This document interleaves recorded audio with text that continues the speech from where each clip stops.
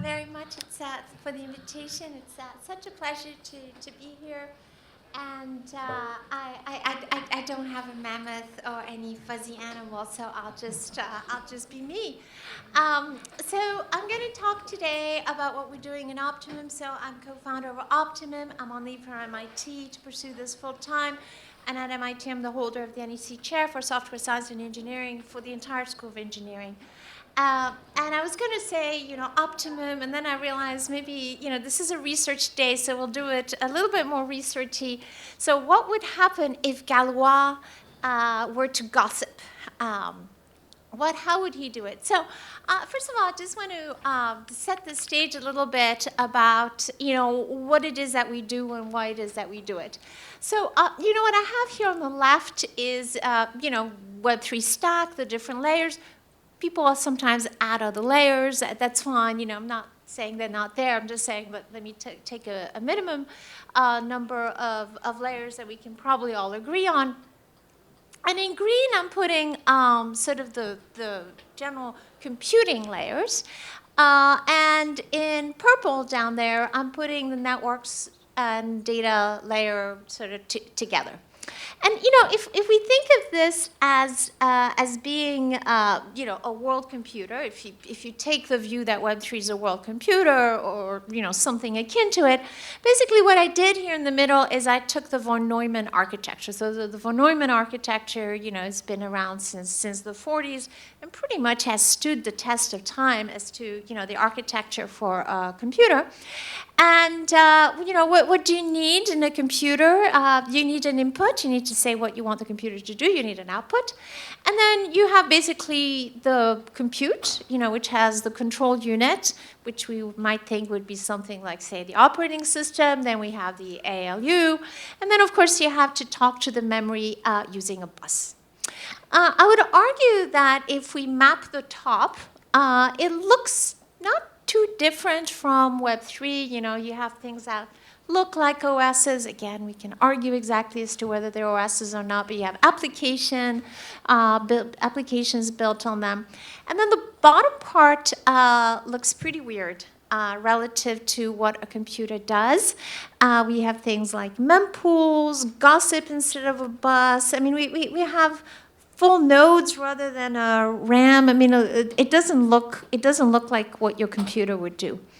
And effectively, what we're doing here is we're trying to make Web3 look a little bit more like a computer by decentralizing those bottom purple parts, which are both the bus and the data. So the first one is what we call Optimum P2P, which is mostly what I'll be talking about today, and Galois will pop in. And the other one is our decentralized RAM, which maintains atomicity, consistency, and durability, which are the ACID properties, the three axiomatic basic properties, apodictic properties that a memory should have. Okay. So the idea here is now that we're going to talk about just the first one, and I'll tell you a little bit how it works and why it works. Okay, so this is my version of the mammoth marketing. Put that there. All right. So let me first start with what is coding and what is randomly network coding, RLNC, of which I'm a co-inventor, came out of my lab. And the idea is the following when we do coding is we consider the fact that data is conveniently numbers, and numbers can be manipulated, and indeed you can make equations out of numbers. And the making of equations is what we call coding, and the resolving of system of equations is what we call decoding. So I'm making these algebraic mixtures from different pieces, which imagine they're shards. And of course, I'm imagining these shards as being vectors. And for the sake of discussion here, you can think of a finite field. So, your favorite Galois field, say a prime field. But effectively, we don't use finite fields. We use binary extension fields because binary extension fields have the benefit that you can make them as big as you wish, but you can do all of the computation in basically in binary, which is super, super easy and fast. So we're taking these algebraic mixtures, which really means we're just taking these equations.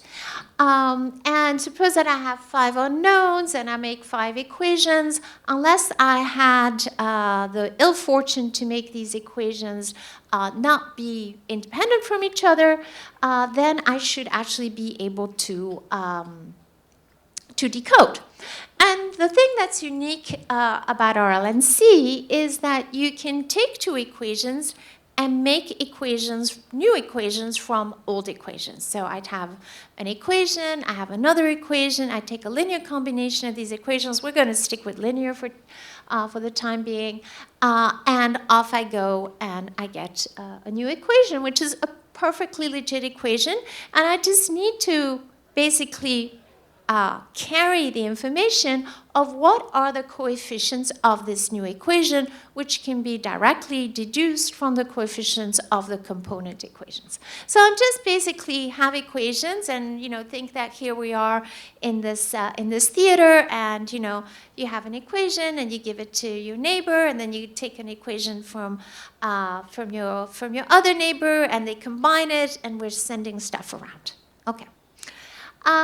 So the question that I'm going to ask is, what happens when we gossip with equations? So again, imagine that here we are all in this theater, and we're trying to disseminate some information. So there's the source. Maybe I'm the source, and I'm sending over to different nodes. And the question is, how long is it going to take for everybody to receive what I'm going to say by gossiping to my neighbors? So, this is prototypical sort of, CS type of stuff. And the question that I'm going to ask is, how long is it going to take me to disseminate? So, there are a couple of things that you can ask. First of all, whom should I talk to? Well, generally, you just talk to your neighbors, which are defined according to some neighborhood here in terms of proximity. And the next thing is, well, what do I tell my neighbors? All right. So, at the beginning, it's not so hard. I basically send one message, and off it goes. That message starts disseminating, say at time 1. And then at time 2, I tell the same thing, but to somebody else, because the first person I told the thing to, they already know it. Now, during time 2, the person I sent it to is hopefully then forwarding it to somebody else. And I'm talking to another person, and off we go in these different times. Okay, so the things that can happen here are that you might end up having old news told to you, okay? And this is typical of what is known as the coupon collector problem, or any sort of collection problem, which is the following. When I start a collection of anything, say, Pokemon cards. At the beginning, I'm really happy. So I remember when one of my kids was really into Pokemon cards. At the beginning, she was really happy. Every Pokemon card was a brand new surprise. And then after she got a fair number of Pokemon cards, she noticed that she was starting to get repeats. And of course, the more Pokemon cards she had, the more likely she was to be disappointed, because the likelihood that the Pokemon card that she ran across was a Pokemon card that she already had in her collection went up, right? So if I'm trying to send you 10 numbers, the first number you get, you're really happy. By the time you have 9 out of 10, 90% of the numbers that are told to you are numbers you have already. So is basically what happens is the bulk of the delay comes towards the end there, when you're really trying to find those missing pieces. So basically this is this is the problem that pops up here, you know, which is what would happen if not just you pushing a single message, but you're pushing multiple messages. You might end up having these repeats. Okay, let me just go into why do you even need coding. So let me go back to this example of, you know, these Pokemon cards, and suppose there's 10 Pokemon cards, and we want everybody to get all 10 Pokemon cards. If instead of sending the Pokemon cards, I just went around and I sent equations where each Pokemon card is one of the variables, say x1 through x10, then if I go and I just send these equations, once you got an equation, you would just say, great, you know, it's my first equation. But then when you got your second equation, the likelihood that that second equation is the first equation, if there's been mixing, is basically nil.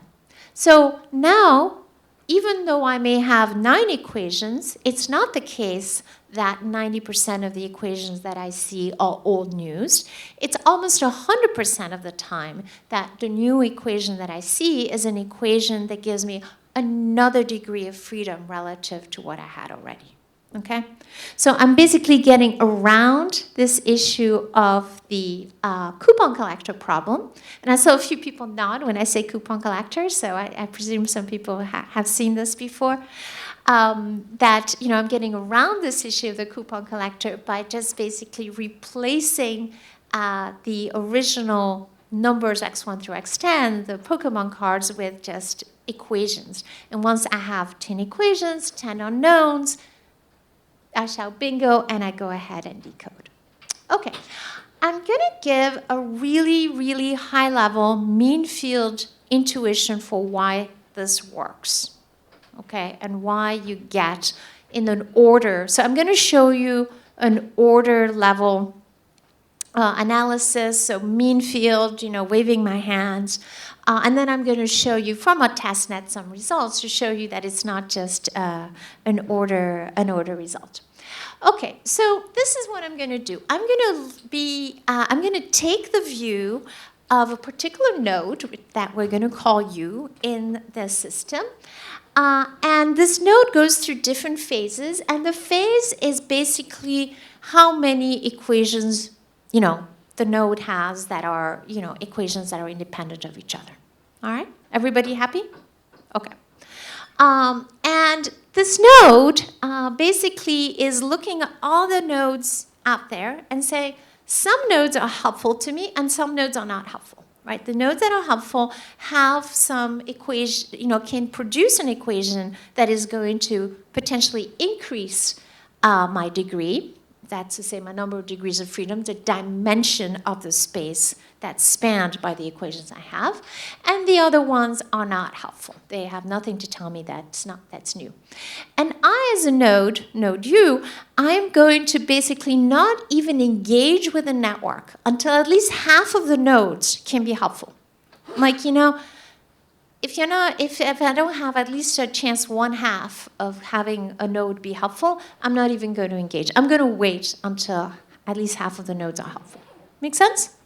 Now, of course, this is a worst case, right? Because nodes are actually engaging and getting degrees of freedom, but this is just going to make my analysis, my wave-handy analysis easier. Okay. So node U just sits there and observes until the fraction is at least 1/2. Now, in the beginning of a phase, assuming that the message, you know, that messages are equally spread at time 0, the fraction is basically, we're going to, you know, roughly we're going to say is about k minus I over k. So there's k messages, and that's the fraction of the helpful versus unhelpful, right? It makes sense, right? It basically, the more I have, the more likely, the more I as node U have, the more like the larger the fraction, right? At the beginning, if I have nothing, everybody's helpful to me, okay? At the end, if I have almost everything, a small fraction are helpful to me. All good? All right, great. Okay, so I mentioned Q is going to be my field size, which is just basically you know, the number of elements in whatever representation I'm using. You know, we think often as using binary. Binary is not good. You know, binary is a field size of 2. Not good. Makes your life very, very hard. You have to control really the kinds of equations you make. But if your field size is larger, then the probability roughly that you're going to have issues is going down with the size of the field, right? So the probability of repeats is going down in the size of the field. So I mentioned we usually work in extension fields. So, you know, extension field, Galois field sub 2 to the n is large, then, you know, you're fine. Okay. So every unhelpful node, so remember, I'm node U, I'm not even participating, I'm just watching these helpful nodes and unhelpful nodes talk to each other. Let me say this capital N nodes, roughly NF unhelpful nodes are being pushed by helpful nodes, okay? So just using a simple push model.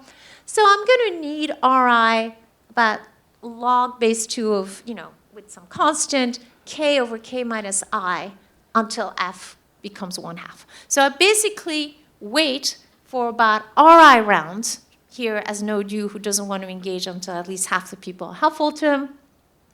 I wait until f is at least 1/2. And then I wake up. I'm like, okay, it's worth for me to engage in this network again. I basically get interested, and then I start engaging with the nodes. Now, recall, this is blind gossip. I actually don't know which nodes are helpful and which nodes are not helpful. I don't actually know. Otherwise, I would just go to the helpful nodes for sure, right? All I know is that I slept until half of my nodes were helpful. Again, it's not like I even know when nodes are helpful or not. This is just a worst case because the worst case that I can do in terms of engaging is not engaging. Okay. So here I am. I'm node U. I wake up. All right. So let's look in here. The probability that a helpful node that I have a helpful node is increasing my dimension, so actually, you know, is going to get me out of this phase I, is going as, you know, 1 minus 1 minus q. Remember, that's the probability that the equations mess up. Okay, so the 1 minus q is the probability the equation messes up. 1 minus q is the probability the equation does not mess up. 1 over n, that's number of nodes out there. And then that n over 2 over there comes from my 1/2, right? Like 1/2 of the nodes are helpful. And this is basically, you know, you can approximate this as 1 over square root of e. By the way, it's obvious to everybody. It doesn't matter that I said half the nodes. I could have said 2/3 of the nodes. I could have said 1/3 of the nodes, right? Half was just because this is like the ultimate slacker approach to analysis, right? So 1/2, I could have said anything. All right, so basically what happens is that the mean time spent in phase I is Ri, which is the time during my sleeping, and then the time from when I wake up until when I actually increase my degree, so go from I to I plus 1, is basically the square root of e over square root of e minus 1. It doesn't matter what it is. It's a constant. Who cares? So the total number of rounds until, you know, I get to order k is order k. Okay, and why? Because that Ri, you know, even though there's a log, it's k over k, so it's basically as k gets large, it's a constant. Sounds believable? Right? Yeah, right. You've heard worse, I'm sure. Maybe even from me. All right. So that's just saying, okay, you know, it's order optimum. But okay, you know, a lot of things can look like the order optimum, and you know, the devil is often in the constants. You know, you told me order, Muriel, and you know, well, how big is the constant in that thing, right? I waved my hands like crazy. Okay, so here's a snapshot from our testnet. What we have here is, on the right-hand side, gossip subs, such as is used in Ethereum, basically libp2p, which is an uncoded gossip. And on the left-hand side is our Optimum P2P using RLNC. And what you see here is we're using a 6 megabyte message. We're publishing 1 per second. This is a large, I think here we used about 20 nodes, but we have like, I think 100 nodes all over the world, and you can just try this out. And you can see here, we're not using a massively large message, but you can see the difference in delay and also the standard deviation. I'm not going into it, but coding is really fantastic for reducing standard deviation. Okay, it averages like crazy. So the main way to reduce variance, the square of standard deviation, is to average, right? That's what you do when you pick a basket of stocks rather than a single stock. You reduce variance. So it's really, really good at reducing variance. So you can see the standard deviation of delay is also going massively down, and we see a very nice gain, about 2x. What happens also if now you go to a larger message size, so same rate of offered messages, but now the messages get much larger.